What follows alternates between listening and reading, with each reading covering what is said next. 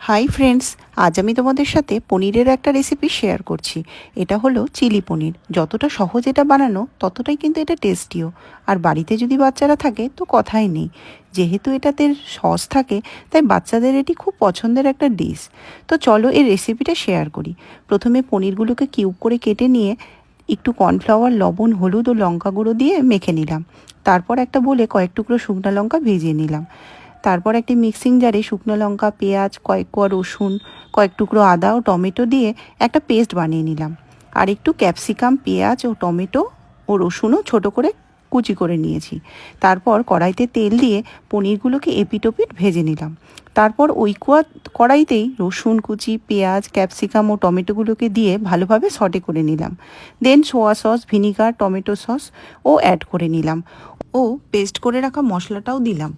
আর দিলাম পরিমাণ মতো লবণ ও চিনি। দিয়ে দিলাম একটু জলও। ঢাকনা দিয়ে 5-7 মিনিট ফুটতে দিলাম। আর একটু ফুটে আসলে পনিরগুলোকে দিয়ে আরও একটু গরম জল অ্যাড করে দিলাম। আরও 5-7 মিনিটের মতো ঢাকা দিয়ে রান্না হতে দিলাম। দেন গ্রেভিটা একটু ঠিক হয়ে এলেই রেডি আমার চিলি পনির। নিরামিষের দিনে এই পনিরের রেসিপিটা একবার হলেও ট্রাই করো কিন্তু। আর গরম গরম পরোটা বা ফ্রাইড রাইসের সাথে ট্রাই করে অবশ্যই জানিও কেমন লাগলো।